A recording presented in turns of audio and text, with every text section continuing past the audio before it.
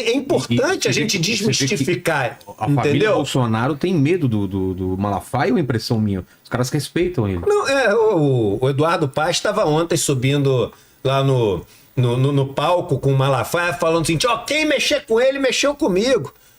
Cara, eu vou te falar uma parada sinceramente, eu tenho falado isso assim, eu tô no meu momento mais sombrio da vida em termos de pessimismo. É mesmo? As pessoas não têm mais caráter nenhum.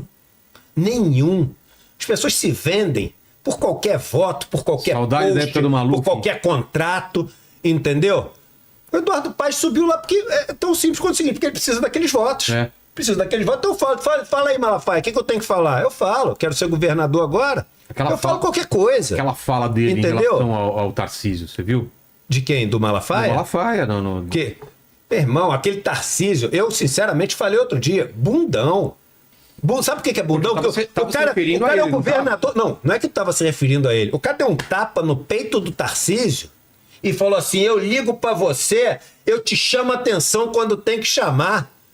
Meu irmão, se eu sou governador de São Paulo, o cara que é o carioca, vem pra cá, sobe no carro elétrico, dá um tapa no meu peito e fala assim: ó, tu fica aí na toa que quando tem que te chamar a atenção, eu chamo, não é? Ah, meu irmão, o cara não vai fazer isso comigo. De jeito nenhum, você tá louco. Chamou a atenção do Eduardo Bolsonaro e o Eduardo Bolsonaro baixou também a bola. Virou um mundo, irmão, onde as pessoas não têm mais caráter nenhum, não tem mais princípios, não tem mais honra, não tem mais nada. Zero. Vale o quanto paga. E quem pagar mais, leva. Quem pagar mais, leva. Mas você tava começando a falar o que deu errado. E o que deu errado foi o seguinte, aí veio a pandemia. Tá. E na pandemia atrapalhou total. Aí o seguinte, aí o Bolsonaro, ele ultrapassou todos os limites, e Trump ultrapassou todos os limites lá. Não é à toa que o Trump perdeu nos Estados Unidos. Não faz nem sentido o que ele fez. Será que não tinha ninguém para falar para ele que, cara, você vai perder a eleição por causa disso mesmo? Não custava nada ele ter... Meu irmão, às vezes as pessoas erram, às vezes as pessoas fazem coisa. A gente fica imaginando que todo mundo assim, sabe a resposta correta para agir. Mas às vezes o Bolsonaro achava, ele ficou, na minha opinião, tá? Ele ficou tão seduzido com o discurso dele extremista que levou ele ao poder, que ele achava que o seguinte, que a solução sempre era ter esse discurso de morte, esse discurso de ataque, esse discurso de enfrentamento, esse discurso de que é do machão, esse discurso... muito desse lance do macho matador, entendeu? Do cara que é uma arrogância também. Do Charles Bronson, de não sei o quê. Só que ali, meu irmão, a gente teve quase 1 milhão de pessoas. Acho que nem ele imaginava também, cara. Né? E ele não simplesmente... Ele foi informado. Não, e aí ele não recua, né? Porque eu acho que ele não imaginava, mas no meio do processo ele poderia dar 2 passos para trás, como o Trump até voltou um pouco atrás. Ele não, né? Ele dobrou a aposta. Não, e ia continuar dobrando. Porque ele se cercou de pessoas. Isso é um fenômeno que você estuda na psicologia social chamado de group thinking. Group thinking é quando um grupo inteiro pensa como uma só pessoa. Você não tem nenhuma discordância, divergência. Ele cercou de pessoas. Os maiores acidentes que você tem, aquele foguete do Discovery que explodiu da NASA, regimes que você tem políticos. O pessoal fala muito do Hitler no final, ninguém tinha coragem de falar que ele estava errado, deu no que deu, né? Te falar, na esquerda você tem esse problema enorme também. Muitas vezes as pessoas se cercam de um monte de bajulador e ninguém tem coragem de falar assim, irmão, você tá indo pra onde? Você tá indo pra onde? Ninguém te avisou que você tá que pegou a estrada errada, não, irmão? E aí o que acontece? Quando você tem todo mundo... Artista de rock, cara famoso, é só gente... Mandou bem, porque fica com medo, né? De perder a bocada, perder a boquinha ali do lado, perder o negócio que ele tem. E ali tava todo mundo confirmando o que ele tava fazendo, e ele foi testando novos limites, achando que ele podia tudo. E por que ele achou? Porque, cara, o Bolsonaro não é um ET, o Lula não é um ET, eles são pessoas que nem a gente. Claro. Tem um dia que tu acorda que tu acha que é o cara, que o que tu falar você tá fazendo sucesso, você vai ter um programa aqui que vai arrebentar, vai explodir, vai ter 5 milhões de visualizações, dia seguinte você acha que você pode tudo. E é nesse dia que tu erra. No dia seguinte que tu teve o programa que estourou com 5 milhões, que tu acha que tu é o cara que chega aqui fazendo e acontecendo, no dia seguinte é o dia que tu erra. E o Bolsonaro começou a caçoar de quem morria, a caçoar de quem estava chorando, a caçoar de quem estava sem ar, imitando as pessoas que estavam sem ar.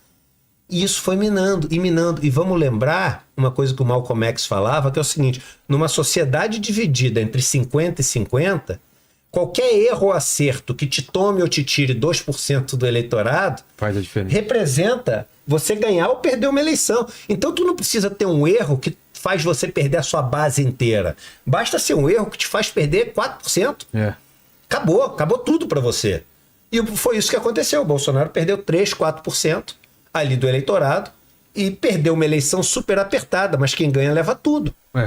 E esse cara perdeu. E aproveitando isso que você estava falando sobre o dinheiro, né? Assim, no início, as pessoas esquecem, né? A memória é curta.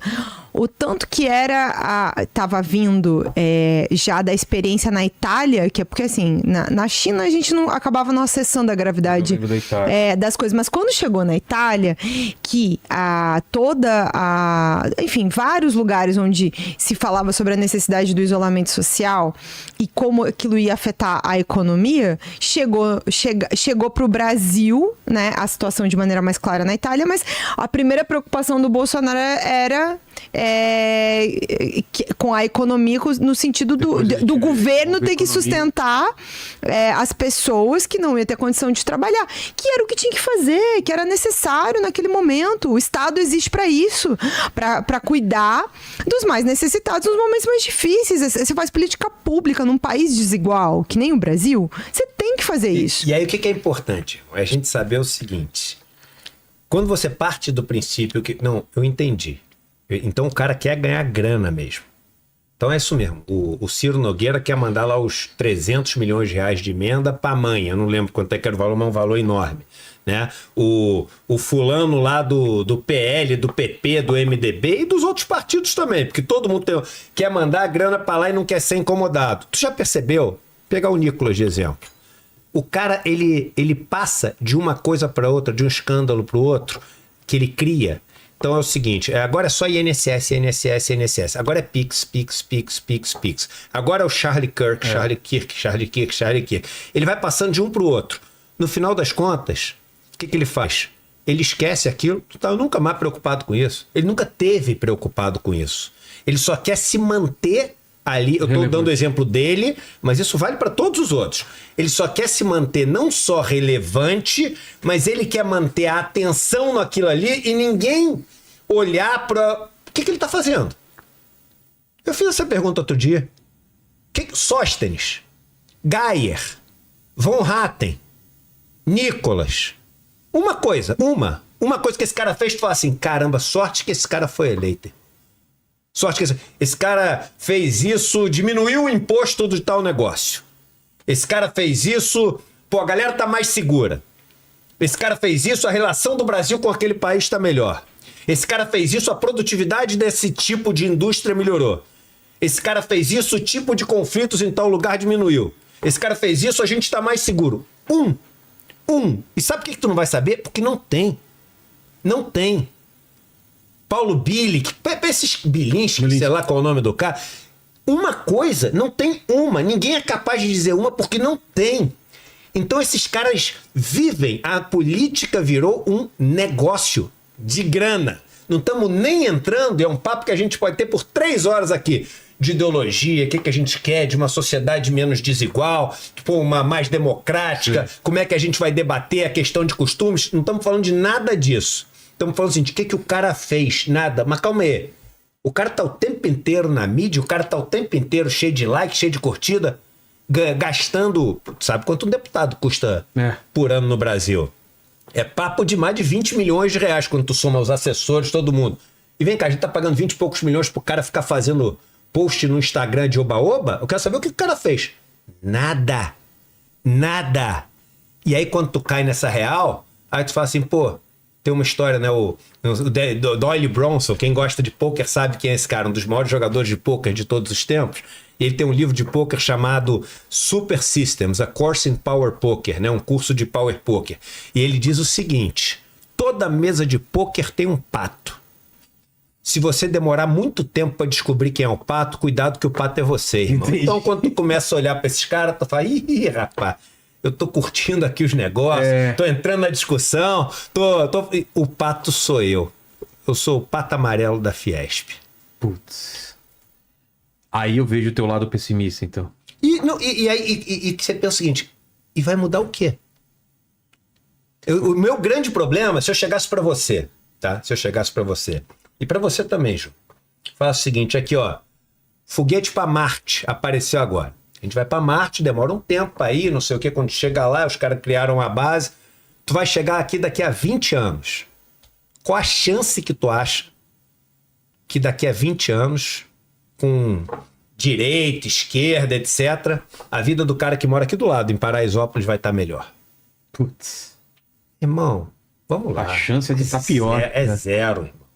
É zero. Por quê? Por que é zero? Porque nem a direita e, infelizmente, nem a esquerda que a gente tem, e tem, obviamente, tem o argumento, e eu aceito esse argumento, que a esquerda não tem força política no Congresso para tomar essas medidas, tudo bem, mas as coisas que pode fazer sem Congresso, muitas vezes também não faz, porque não quer mexer com quem não pode ser incomodado. Quando Lojas Americanas deu golpe de 50 bilhões de reais, tu viu algum cara da esquerda falar, eu digo da esquerda do governo, da esquerda um monte falou, sim, mas que tá ali no governo, apontar e falar, aí, Jorge Paulo Lema, o senhor é um fraudador.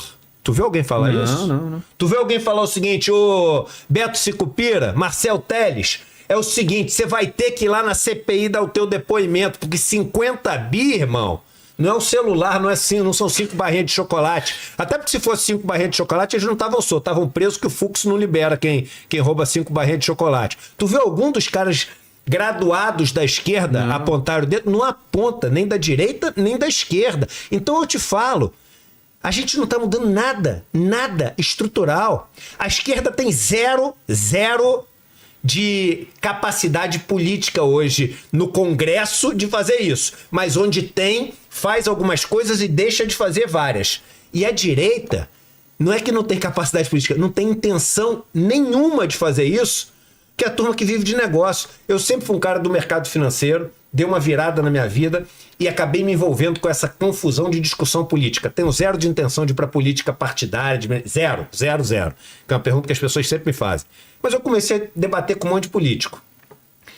O que me deixa assim, quando eu converso com a maioria das pessoas do campo progressista, conversa aqui, tomando uma mesa, se a gente estivesse tomando um chopp, a conversa vai para um lado que é o seguinte, porra, mas os caras estão na merda, hein, cara? O que a gente podia fazer para...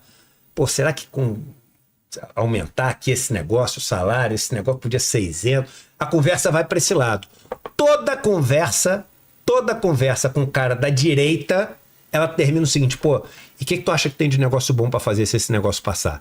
Muitas vezes não são nem negócios ilegais. São negócios ali do empresariado, etc. Mas a pergunta, toda conversa termina de qual negócio que eu tenho para fazer. Então é por isso que eu tô no campo progressista. Eu tô no campo progressista porque eu acho que a discussão que a gente tem que ter é como é que vai fazer para melhorar a vida do cara. E volto a dizer e repetir os nomes. Pega esses caras, Nicolas Ferreira, Marcelo Gayer, etc. O que esses caras fizeram até hoje, sem ser o seguinte, a saia da mulher não pode ser tão curta. O homem lá não pode falar o todes. Na prática, na vida das pessoas. Fora as mentiras, na vida né, das pessoas. Isso, mas as mentiras é essa história, para desviar o assunto, para ninguém descobrir que os caras não fazem nada, irmão. Nada. Não tem uma lei que os caras passaram. Nada. Nem vão passar, porque eles não estão lá para isso. Eles estão ali para tumultuar, fazer negócio e não deixar os pequenos avanços acontecerem. Eles estão lá para embarrear, para travar qualquer discussão mínima.